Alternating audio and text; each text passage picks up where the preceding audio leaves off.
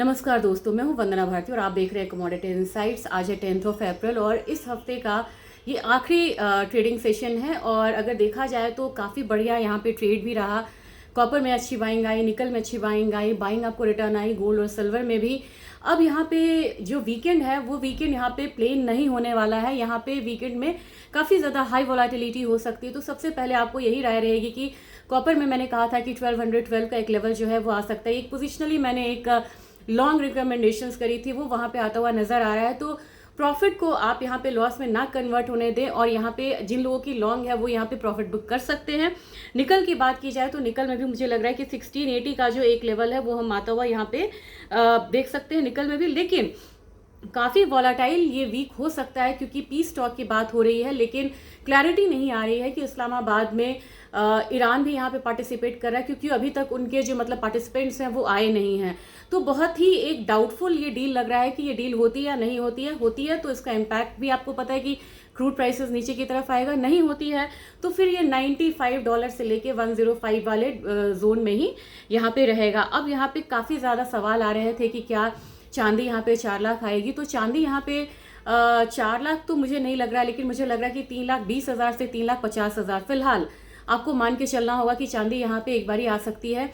इस कमोडिटी के फंडामेंटल्स बड़े स्ट्रांग हैं और जैसे यहाँ पे ये एक्टिविटीज़ शुरू होगी, इकोनॉमिक एक्टिविटीज़, तो अपने आप यहाँ पे आप देखेंगे कि एक न्यू मतलब कि हायर हाइज हायर लोज ये दोनों आपको बनता हुआ दिखेगा और ये असेंडिंग चैनल बनाती हुई कमोडिटी फिर से नजर आ रही है। इसके पीछे जो कारण है वो यहाँ पे बड़े स्ट्रांग मतलब है और वो रिलेटेड टू फिजिकल डिमांड है।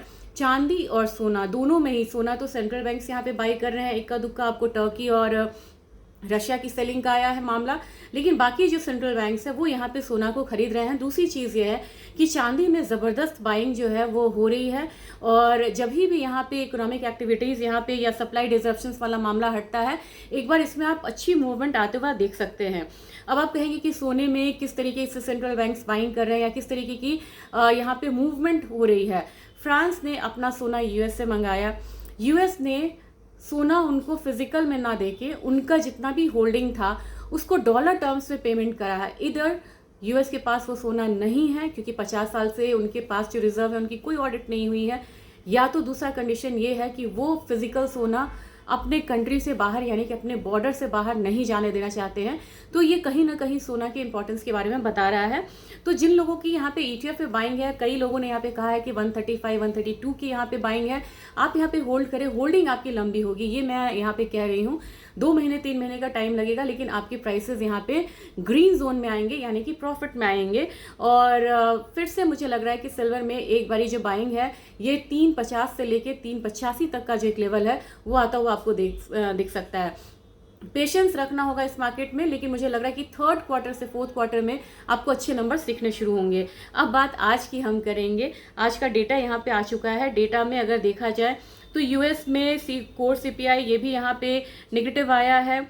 CPI की जो मतलब यहाँ पे उम्मीद थी 3.4 की, 2.4 था, 3.4 की उम्मीद थी, 3.3% आया है। तो आप समझ सकते हैं कि एक महीने के वॉर ने लगभग 1% का उछाल ला दिया है यूएस के CPI डेटा में। तभी आप समझ रहे हैं कि यूएस क्यों चाह रहा है कि ये वॉर जल्दी से जल्दी अब यहाँ पे खत्म हो, क्योंकि जो इस वॉर का जो हिट है अब उन्हें पिंच जो है वो अब उन्हें भी फील हो रहा है, अभी तक ये हमें हो रहा था।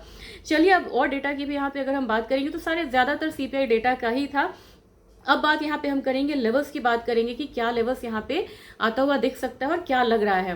गोल्ड में एक चीज़ आप ध्यान दीजिएगा, अगर मान लीजिए कि थोड़ा सा यहाँ पे डाउनसाइड भी आता है, लेकिन ये शाम होते होते ये रिकवर करके ऊपर की तरफ बंद करता है, तो मेरे ख्याल से अब यहाँ पे गोल्ड में $4822 याद रखिएगा, $4822 से ऊपर की क्लोजिंग इसे नए ऊंचाई की तरफ ले जाएगा। मतलब रिकॉर्ड हाई की तरफ नहीं, लेकिन 4900 से लेके 4920 का जोन एक बार फिर से बनेगा। और सिल्वर की बात की जाए तो सिल्वर मुझे लग रहा है कि $76 के करीब यहाँ पे स्टेबल होती हुई नजर आ रही है। तो मुझे लग रहा है कि नेक्स्ट यहाँ पे आप $78 to $82 वाला रेंज आता हुआ देख सकते हैं। यानी कि धीरे धीरे इसने $65 का रेंज को क्रॉस किया, फिर $70, अब यहाँ पे $75, धीरे धीरे ये $55 का रेंज जो है ये बढ़ता हुआ मुझे नजर आ रहा है। अब सिल्वर में और गोल्ड में हम बात करेंगे कि किस तरीके से यहाँ पे हमारे मार्केट में यहाँ पे ट्रेडिंग जो है वो कैसे हो सकती है। तो हमारे मार्केट में अगर देखा जाए तो मुझे लग रहा है कि सिल्वर जो है ये गोल्ड जो है 1,52,300 के करीब की यहाँ पे ट्रेडिंग हो रही है। यहाँ पे ऊपर में आपको 1,54,000 तक का 1,54,500 तक की जो मूवमेंट है वो आती हुई दिख सकती है। जबकि अगर आप सिल्वर की बात करेंगे तो सिल्वर मुझे लग रहा है कि प्राइसेस एक बारी 2,43,800 के करीब है।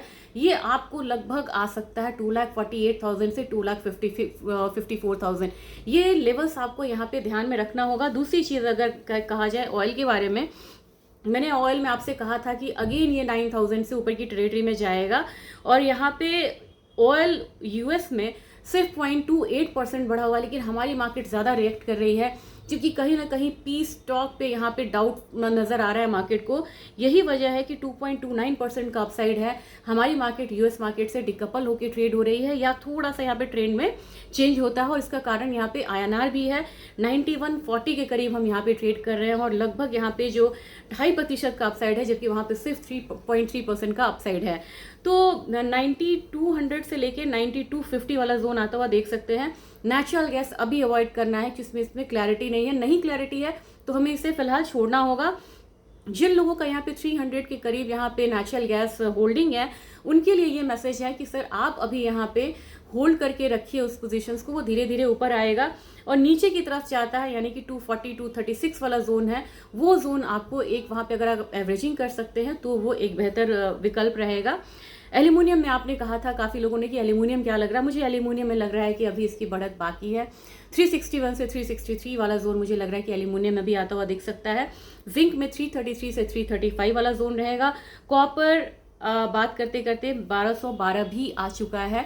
तो जो मैंने आपको यहाँ पे बोला था एग्जैक्टली 1212, वो 1212 वाला लेवल आया हुआ है। आप पार्शियल एटलीस्ट आपको निकलना चाहिए यहाँ पे, और निकल मुझे लग रहा है कि 1680 का एक जोन रहेगा। मिलेंगे कल बात करते हैं क्या डेवलपमेंट होती है पीस स्टॉक को लेके। दूसरी चीज़ ये है कि काफ़ी लोगों की क्वेरीज आई थी कि SIP क्या होता है और SIP के जरिए हम गोल्ड और सिल्वर में कैसे निवेश कर सकते हैं। ये वीडियो मैं कल आप लोगों के साथ शेयर करूंगी। कोशिश करिएगा कि इस वीडियो का जो शेयर है वो आप ज़्यादा से ज़्यादा करिए, क्योंकि बड़े आसान भाषा में मैंने उसे समझाने की यहाँ पे कोशिश करी है। Thank you.